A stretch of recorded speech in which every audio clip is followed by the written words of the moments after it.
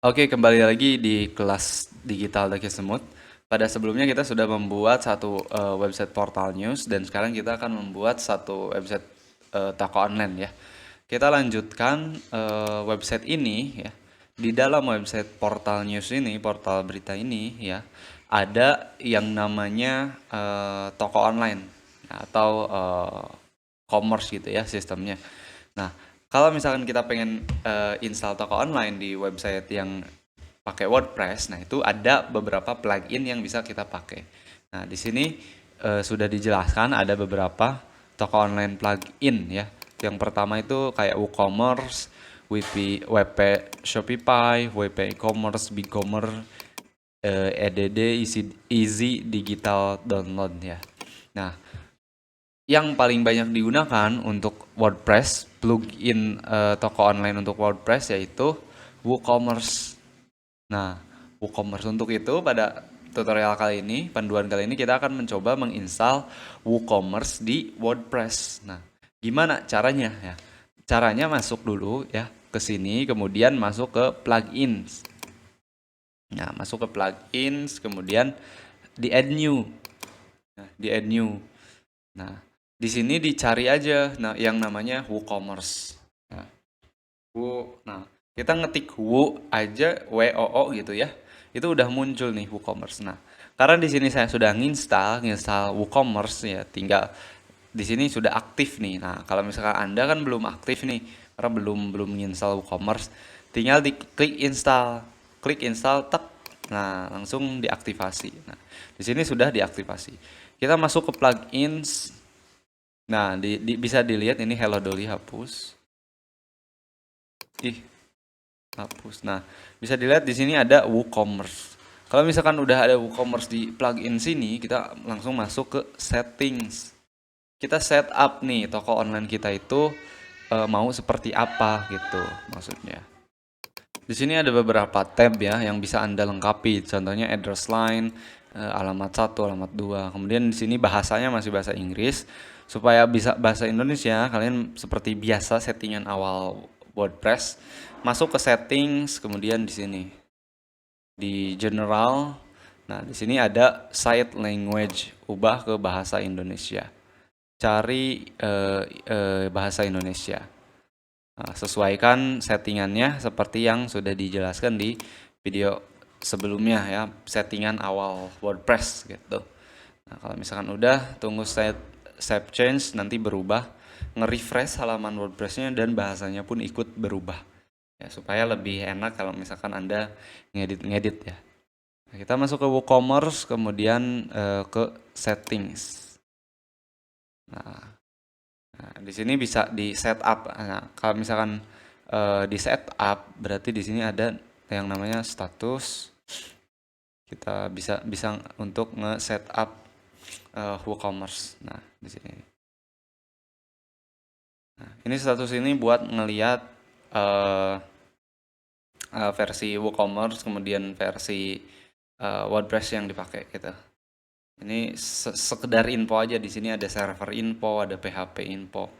Nah, ini. Oke, ini kita lanjut ke settings. Kita isi satu persatu ya. Di sini address line udah ada, Garut ya, country state, nah ini dicari Indonesia. Nah, Indonesia di bagian mana? Di Jawa Barat berarti ya. Nah, Indonesia Jawa Barat. Selling to all countries ya. Enable text. Nah, ini kalau misalkan enable text itu berarti kita mengaktifkan PPN ya.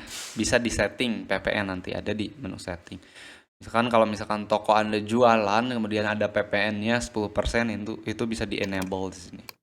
Karena di sini nggak ada jualan produk digital yang nggak perlu. Currency-nya kita ubah rupiah. Nah, Indonesian rupiah. Kemudian save change. Nah, ini settingan awal ya. Ini settingan WooCommerce. Kemudian produk. Nah, ini shop page-nya dipilih halaman shop ya.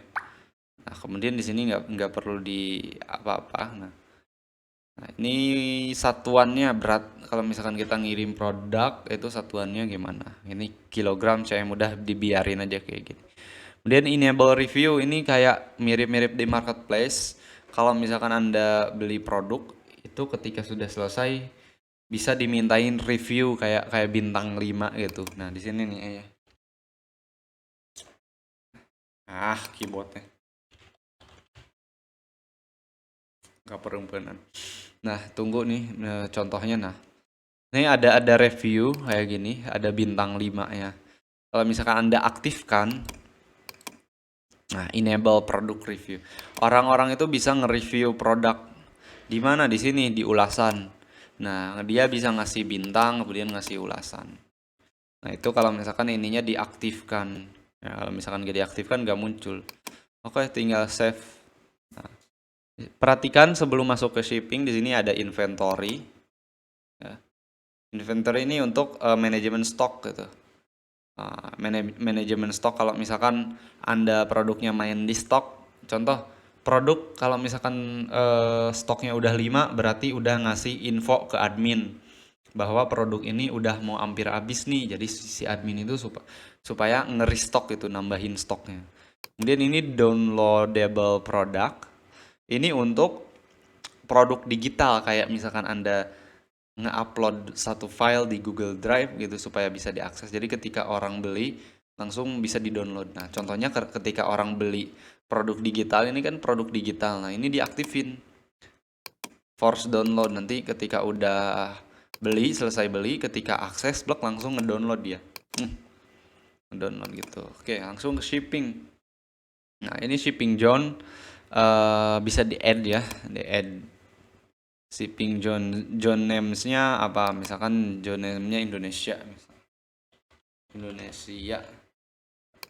regions-nya Indonesia. Nah, Indonesia udah segini, tinggal save ini untuk menambahkan metode pengiriman gitu. Nah, flat rate, free shipping, local pick up gitu. Nah, ini kemudian shipping option ya.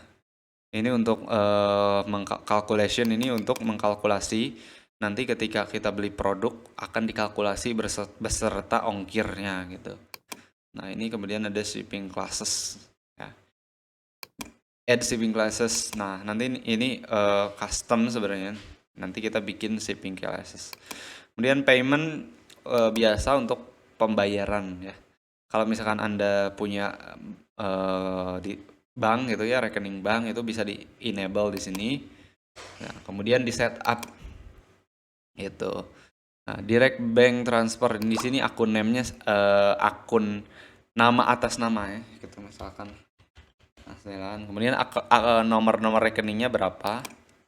2 3 4 5 6 7 8 9. Kemudian banknya apa? BCA. Nah, kemudian ini bisa diisi bisa enggak gitu. Swift kode bank itu kan ada banyak ya. Cari aja Swift BCA. Nah, nih Swift BCA itu berapa sih? Cenai jeda. Ini salin masukin sini. Nah, kayak gitu. Kalau misalkan nambah yang lain di sini nama, kemudian nomornya, kemudian BNI itu. Itu bisa nih. Kita satu aja contoh ya. Kemudian akun and privacy. Nah, di sini untuk proses checkout dan juga akun ya, proses di akun. Nah, contohnya di sini gue checkout. Kalau misalkan ini di checklist ya, allow customer to place order without account. Jadi di sini di checklist berarti kalau misalkan orang yang nggak bikin akun di website ini, nggak daftar di website ini, itu bisa check out gitu ya. Tapi kalau misalkan di unchecklist berarti harus login dulu gitu. Nah, itu opsional. Kalau misalkan Anda pengen orang itu login dulu ya silahkan. Kalau misalkan orang pengen langsung beli ya silahkan gitu. Di sini checklist gitu. Nah, kemudian akun creation ini boleh nggak orang ketika beli produk itu bisa bikin akun gitu. Nah, kalau misalkan boleh ya berarti di sini di enable, kemudian allow untuk mengakses akun gitu. Itu. Oke, ini untuk akun nih. Kita save change itu. Kemudian ini untuk email, seperti email pemberitahuan kalau misalkan ada order yang gagal, order cancel. Itu diaturnya di sini untuk memberitahu via email. Integration, nah kalau misalkan pakai pihak ketiga, contohnya payment gateway, nah itu nanti muncul di sini integrasi. Nah, Ada misalkan kalau bisa pakai Mintrends ada Mintrends, IPaymu, Tripay yang muncul Tripay gitu. Oke, itu settingan awal untuk WooCommerce ya. Nah, settingan awal nanti juga Anda tinggal otak-atik aja di sini karena ada tanyanya. Nah, ada tanda tanya ini bisa ditahan sebentar, jangan diklik. Ini bisa sedikit informasi yang diberikan oleh WooCommerce gitu. Oke, ini kalau misalkan home itu mengakses keseluruhan ya dashboardnya, kayak dashboardnya. Gitu. Bentar, ini kita kembali lagi. Ini kita udah di setting tadi ya. Nah, ini settingan untuk yang awal banget pasti muncul yang kayak gitu. Nah, oke, di sini reload. Nah, kita abaikan aja dulu. Nah, kemudian order. Kalau misalkan ada order nanti muncul notifikasi di sini. Kemudian customer nanti list customer itu muncul di situ juga. Nah, kemudian ada di sini produk untuk menambahkan produk ya. Nah, oke. Itu untuk setting WooCommerce. Nah, ketika sudah disetting, kita bisa pakai WooCommerce. Biasanya ada di halaman, kemudian di shop atau di cart lah. Nah, di cart. Kita tampil halaman cart. Return to shop. Nah, itu. Di sini ada nih. Ini foto produknya, editnya di sini di produk. Ya. Nah, kemudian add to cart misalkan. View cart. Nah, masukin kupon, kemudian masukin ke sini. Nah, ini masukin nama. Tadi kan ada direct bank transfer. Nah, nih, seperti inilah untuk setting toko online. Ini secara simpelnya aja. Karena tujuan di awal itu kita bikin fokusnya ke portal newsnya ya, portal news pendidikan mediapelajar.com. Tapi ini hanya fitur tambahan karena untuk toko online sendiri itu sangat panjang sekali alurnya. Ada yang namanya kupon, ada yang namanya alamat, kemudian afiliasi, member, pokoknya banyak banget. Jadi nanti kita bahas seputar WooCommerce. Nah, untuk overviews bikin toko online itu pakai WooCommerce ya, seperti itu. Kita hanya perlu men-setting nanti produk bisa ditambahkan sendiri semuanya. Ya. WooCommerce itu punya satu WooCommerce untuk setting WooCommerce-nya, produk ya untuk nambah produknya, kemudian marketing untuk nambah-nambah kupon begitu ya, kayak gitu. Nah, oke, itu untuk settingan WooCommerce sebagai perkenalan ya. Jadi kita udah bikin satu portal news dan juga di sini ada fitur shop ya. Ini fitur shopnya. Oke, kita berhasil membuat satu website yang dilengkapi dengan toko online. Oke. Sekian dulu untuk video panduan kali ini. Sampai jumpa di video berikutnya. Kita akan membahas lebih banyak studi case yang lebih detail. Intinya kenapa metode pembelajarannya dibikin kayak gini ya, supaya di awal-awal ini kita banyak perkenalan gitu ya. Hanya melihat dulu, mungkin kalau misalkan Anda belum praktek ngikutin ya berarti kita hanya perkenalan dulu. Nanti ke depan kita akan lebih fokus studi case, misalkan bikin satu website itu bisa sampai berhari-hari gitu ya, hanya untuk satu praktek. Tapi nggak apa-apa supaya kita bisa gitu, supaya kita bisa bikin satu website yang lengkap dan bagus gitu. Sekian untuk panduan kali ini, sampai jumpa di studi case berikutnya. Jangan bosan-bosan untuk belajar. Semoga bermanfaat. Terima kasih. Wassalamualaikum warahmatullahi wabarakatuh. Berkah untuk kalian semua.